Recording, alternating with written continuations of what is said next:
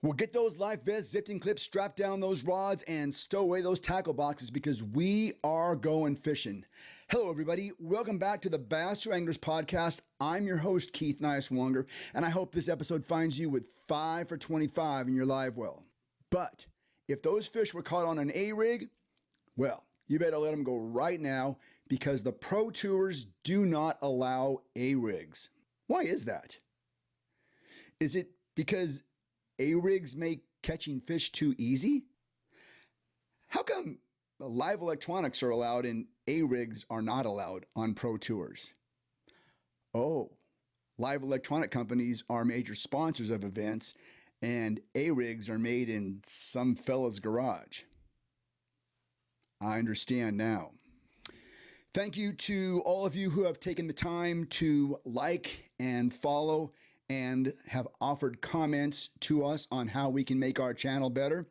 We are building our channel and your follows mean an awful lot to us. We want to do the best we can and hearing from you makes all the difference in the world. Today we are talking to a pro fishing insider who knows all the backstories and literally knows where all the bodies are buried. Ricky Bodsford is an independent media personality, which means he doesn't have to take the company line when it comes to reporting on our sport. But first, if you like the content we produce on this channel, please like and subscribe. Tell them, Larry. Get her done. Your follows mean a lot to us as we continue to build our channel. Our guest today is a part of the independent news media that follows our great sport of bass fishing. He is present at every BASS Elite Series event, every Major League Fishing Pro Tour event. His website and Instagram account, Bass365, some of the best independent news reporting that we have in this sport. His job is talking to our favorite pros every day at the start of a tournament and every day at the end of the tournament. Ricky Bodsford of Bass 365, welcome to the Bass to Anglers podcast. Thanks for being with us today. Hey man, thanks for having me. Excited about this. We've been trying to work this out for a while now. Yeah. Busy schedules. Let's get right down to it. You get to travel. I'm so jealous. You get to travel to all the big tour events and conduct interviews and mingle, rub elbows, and generally hang out with the top pros in the sport of bass fishing. First of all, give us an idea. What exactly is Bass 365 and how did you start this whole thing? Man, it started, I don't even know, 15 years ago, maybe, just, trying to do a little almost regional type website. And then, then it grew into trying to get some anglers some exposure time. And then, I guess, going on 10 years ago, I quit my full-time job to do this full time.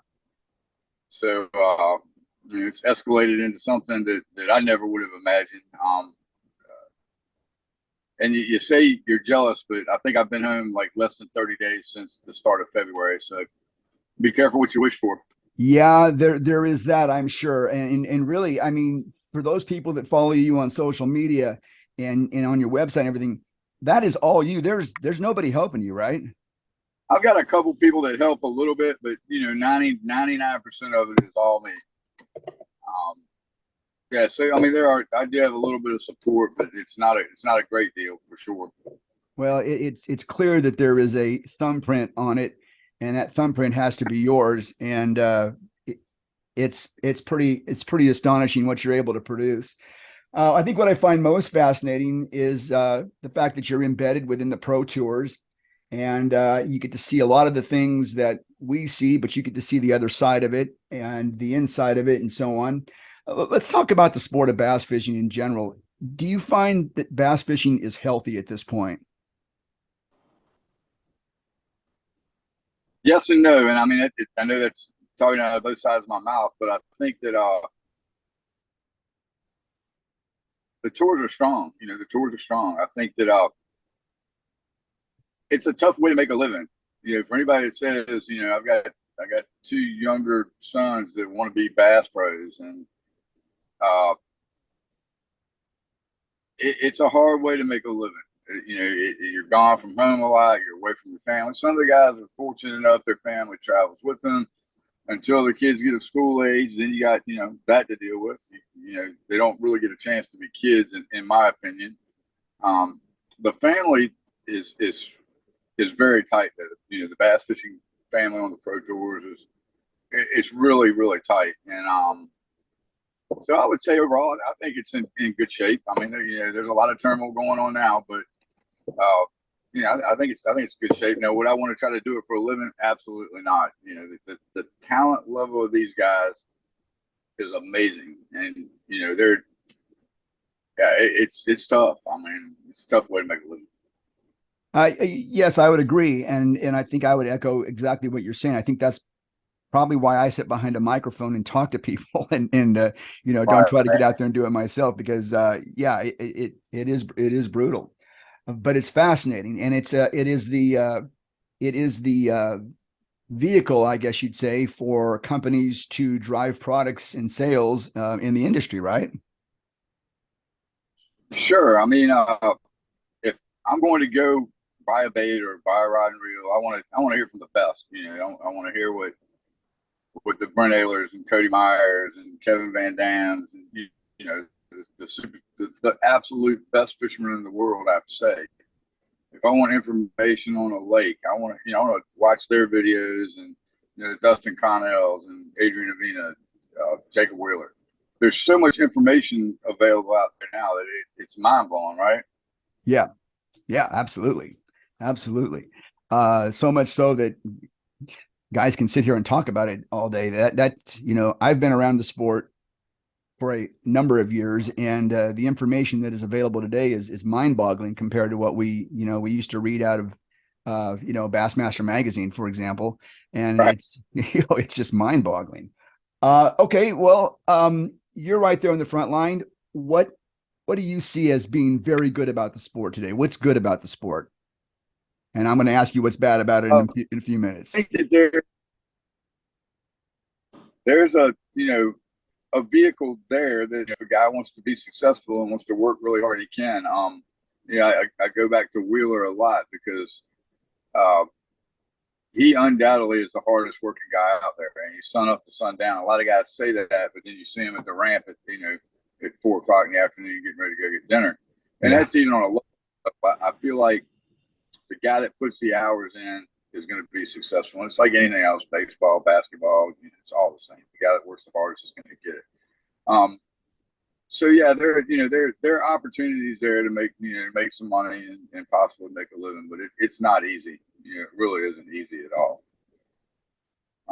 I know you're dying to get to what I see bad about it, and Well, I'm not a negative person, but so it's worth talking about.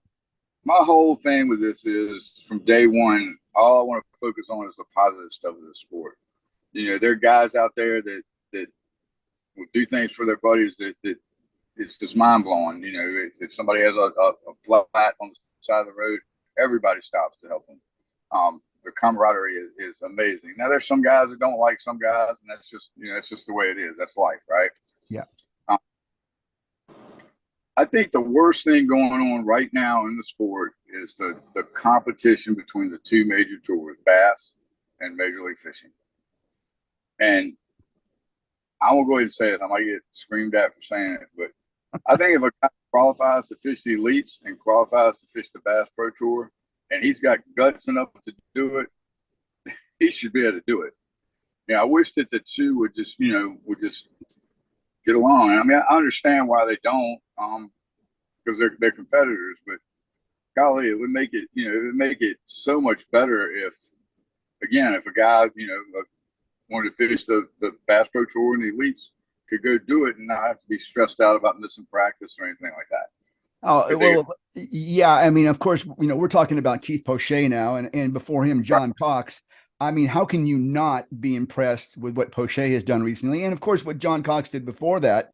I mean, to qualify for the Elite Series through the Opens, that to me, well, of course, qualifying for the BPT through the invitationals, that's the toughest fishing in the world right there. It's hard, man. It's no doubt. It's hard. I mean, you look at how many guys went over to the Opens this year thinking they were going to qualify, and it's not working out for some of them. And that's where I go back to it. It's not easy, man. Here's another analogy I like to use. I think fishing is like one of the hardest things you can do and be good at, because I'll take golf for instance. If I practice a golf swing enough, I'll get good at it. But with a bass, you might be the best caster in the world, but a weather front comes in, or wind, or wind change, and those fish move. So I would say, let's tie a string on the golf ball, and every time you're ready to hit it, let me jerk it, and see how far you can hit it then. That's a great analogy. You have to be talented to do any of this stuff at high level for sure. But I just feel like fishing, it takes a special person to be able to put it all together and be successful.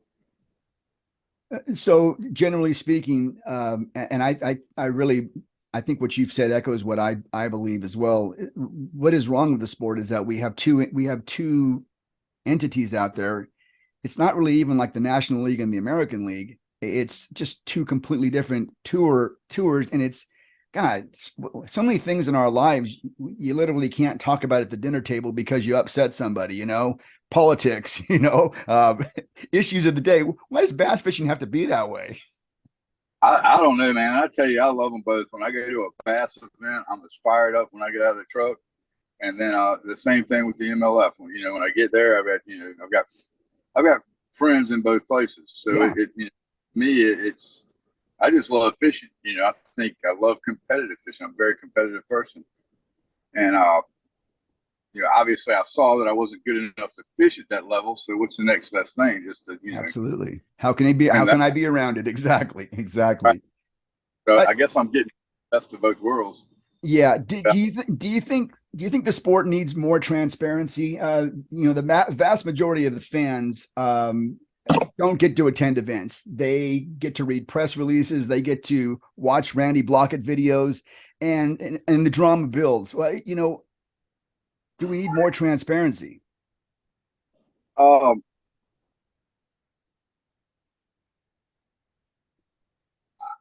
don't know. I can't answer that. I mean, I really, I think that no matter what happens, there are going to be people that aren't going to be happy. And,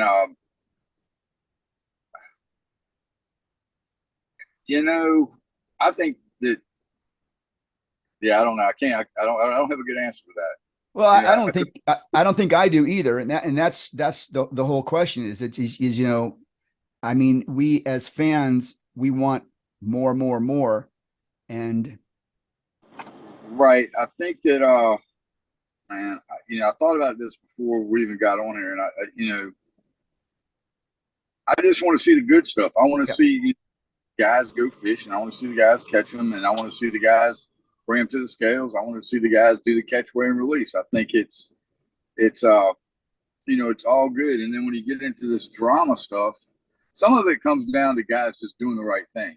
People just need to do the right thing, and Yeah. we wouldn't have any of this. Uh, as far as transparency, I think that, again, it doesn't matter what they do; it's still people not going to be happy. It's just human nature, right? Yeah, I think you're right. I think you're right. While we're on the viewing of the sport, let's talk about live electronics. Good for the sport, bad for the sport. What do you think? Come on, let's get some dirt going here. I mean, I think as an older guy, I hate it, but man, you know, um, I've I've been fortunate enough to be in a boat with some guys that are really good with it. And the stuff they do with it is crazy. I mean, they're catching back. 10 years ago, we didn't even know a bass lived. Yes. And so I think that, the forward facing sonar tournaments to me get boring. I'd rather see a guy going down a bank with a jig or a frog at Denny Brower or Ish Monroe. And oh yeah, that excitement is way different. So if we could come to some kind of happy medium between the two, where the forward facing sonar is, a player in some tournaments, but not in everything, and I was with a guy. We were somewhere up north last year, and he was catching them on top water using the forward-facing sonar. He'd see the fish, make a cast by him. He's all right. He's coming to it. He's coming to it. He's coming to it. Boom. Wow. So to me, where do we stop? I guess is my question. Where does this all end? And I don't know. I mean, so in short, to your question, no, I don't personally don't like it. I think the guys that are good with it are amazing, but it's just too old to learn. Too old to learn. Yeah. I need some seventh grader to come and figure mine out for me so I can get the settings right. I understand that. All right, shift gears a little bit. Kevin Van Dam, is he really retiring? Man, I've talked to Kevin a lot. About that. I got a couple videos that are going up here soon. I think he's going to retire. The question is he going to stay retired? Yes. Thank you very much. Yes. He is so freaking competitive. I know. After some time at home, I get it. He's been on the road a long time. But I think after a period of time, he's going to be like, dude, I need to go step on somebody's throat and, catch me some bass. Yeah, or she being his wife might say, isn't it time for you to get back out on the trail? I can promise you I'll be hearing that about January. When you go back on the road. So I get it. Yeah. But it's sad. I'm happy for Kevin. If that's, he's the greatest of all time. I mean, he's the best fisherman, in my opinion, that's ever walked the planet. But it's going to be weird showing up next year and him not being there. It really is going to be weird. But I don't know. I don't see him staying retired. But that's one of my opinion, and I don't know. He's pretty adamant about it. Yeah. I don't know. They're sure making a lot of videos about his last year. I feel like I see that fire still burning there. Yeah, and even if it's not today, I guarantee you, in a couple of years, he's gonna be like, I have to beat that guy. Guarantee. All right, we'll go from one great to another. Is Jacob Wheeler? Where does he fall within the greatest in the sport discussion? Is it still a body of work, or are we ready to say that yet? He will be the greatest for sure. He's still young. I don't know, Jacob's what, 30 something. That's amazing. And again, his work ethic is insane. I think that's all he thinks about is fish. And he's takes some nice vacations. Yeah, for sure. But I guarantee he's thinking about fishing while he's there. Yeah, guarantee it. Yeah. And I like Jacob a lot. He's a good kid. He catches a lot of bad stuff, but I feel like he's a good kid. I've known him since he was a rookie we were hanging out at a Bass University, and we got to be friends there. But yeah, he's good. He's as good as they've ever been. Andy Morgan's another one I like a whole lot. Put in that greatest of all. Yeah, well, I mean, so many of those guys out there are, I mean, they're superstars. I mean, you get to that level. What can't really, and I guess thinking about it, and I really never thought about it like this, but comparing Jacob to Kevin, you really can't do that because the fishing has changed so much from when Kevin was on fire and winning everything. They didn't have forward facing sonar, right? Larger fields. Yeah, I just don't know that it's I don't know that there's a comparison that can be really made there. That's fair. That's absolutely fair. I'll give you a quick little story on Morgan that me and him laugh about all the time. We're about the same age, and I can remember when I was, I don't know, 18, 19, 20, in the Red Man magazines. I think they were called Red Man back then. I remember that. It was always this kid from Tennessee, Andy Morgan. He was winning everything, and I was like, "Who the heck is this kid?" And fast forward 30 years, and I hang out with him all the time at the events, and but he's a great fisherman. Andy's one of the best ever walked the planet as well. Special thanks to our partners who make this podcast possible. Camus Boats, from the mind of Earl Bentz. Excellence, tradition, and service, all part of the Camus advantage. On the water perfection. This is your next boat. Build your next boat at camusboats.com. Ducket Fishing, pro-driven rods, reels, and baits. The choice of champions. Check out ducketfishing.com to see what everybody's talking about. Ducket Fishing, pro-driven. And by Bait Pop. From the good folks who bought you fish formula, easy to apply, a thick paste that stays on your bait and gives your bait that extra pop it needs. Check them out at theoriginalfishformula.com. Basco Fishing is the official wardrobe partner of the Bass True Anglers podcast. Basco is making bass fishing fun again. Check them out at bascofishing.com. So 2019 was a really important year in this sport. We obviously saw a split with BASS and Major League Fishing was formed. Were you involved? Were you embedded at the time? And maybe share some of your insight on what you observed during that period. Oh, that was, I think that the reasoning behind it was good. I think both, there were some people that got their feelings hurt for sure. Oh, got it. Always, yeah. But if you really sit back and look at it from the outside, it gave guys opportunity that if the split wouldn't have happened, that maybe they never would have gotten.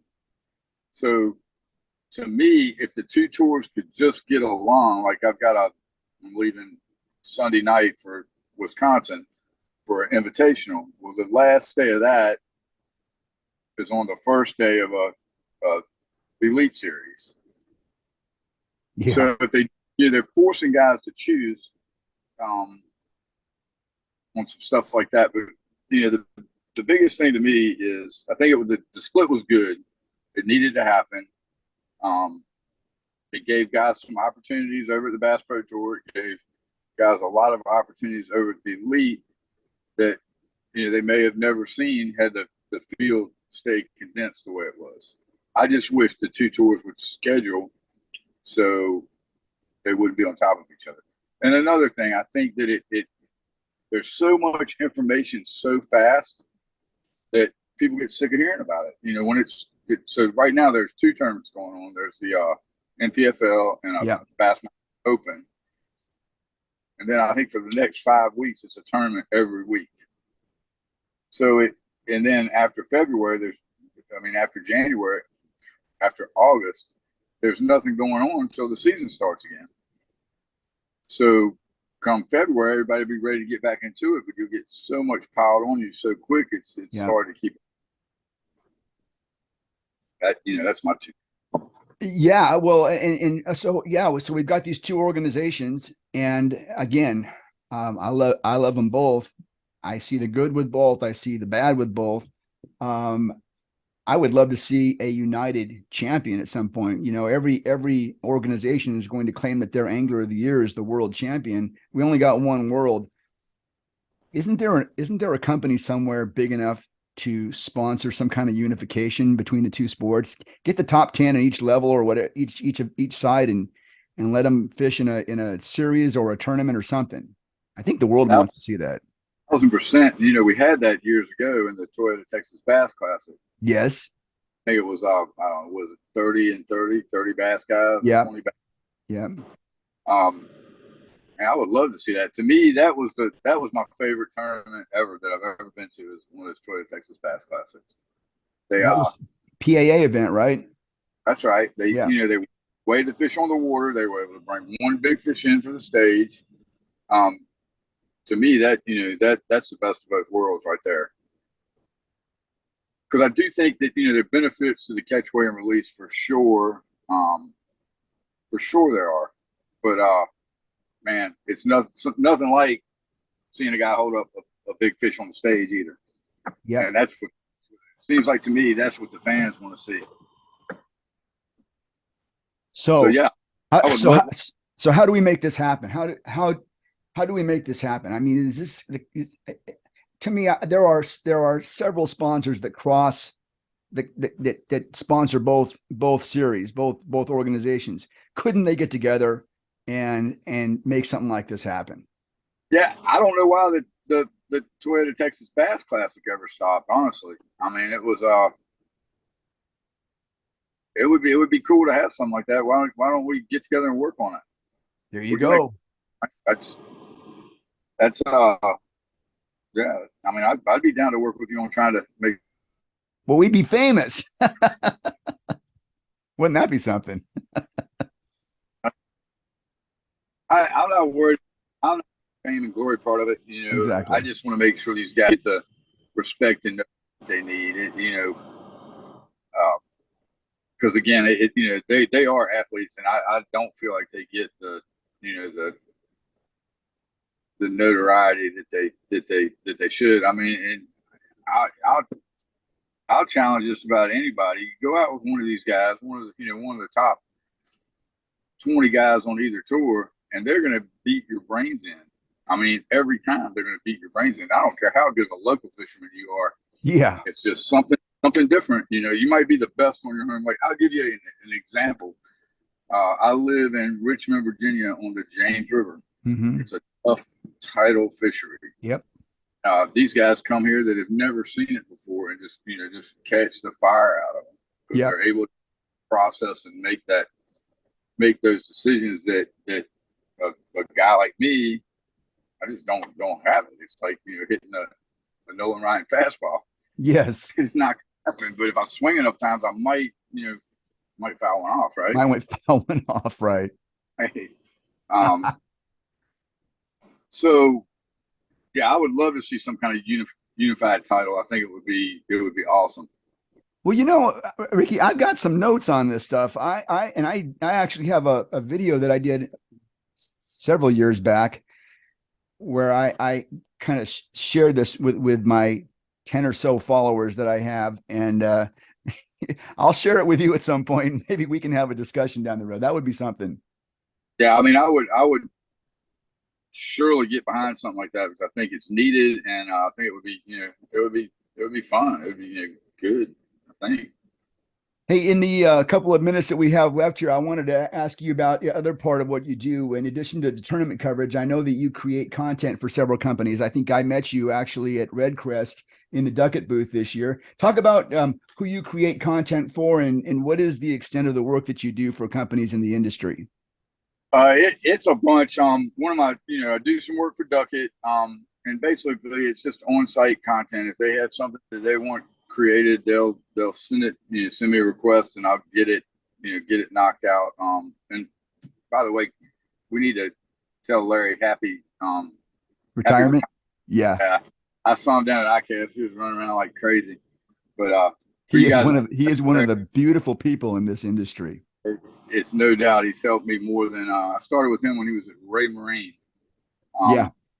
So I do a lot of work for Daiwa, Yozuri, Moss Marine Lithium, and Suzuki. I do some light service work on site for them. My background is actually in the automotive industry. Oh, I see. Ah, Toyota technician for 30 years. okay. So when I got done with that part of my life, I started into this. But yeah, I do some work for Power Pole, and it's all just really on-site content creation, unless they have a specific need, like Yeah. the pole down trophies up videos. I shoot all of those for them. Yeah, it's just making content. Well, it's okay. You have created a niche that you fall into, and it's a really cool thing that you do. And like I said, it got my attention. I love to interview professional bass anglers, but I also like to talk to people that are behind the scenes, and that's kind of what I see with you. I appreciate you taking time to be with us today. Look forward to everything new that you post. You want to talk a little bit about your social medias and things like that that people can follow you with? Yeah, so we work off 100% organic reach. I don't pay anybody for ads or anything like that. But the cool thing that I have going on now is the Bass 365 Live app. Yeah. It's in the stores. It's free, and there's just a lot of content on there. The cool thing about it is you can get it all right on your phone. You don't have to go to a URL or a website. It's all right there. You get signed up for the push notifications when we go live. It'll pop right up on your phone. We're live now. Hopefully this week or at stage 7, I'm going to try to run a live camera in an angler's boat all day. So Wow. we'll see how that works out. That will be cool. That's it. Yeah. Facebook, Bass 365, Instagram, Bass_365.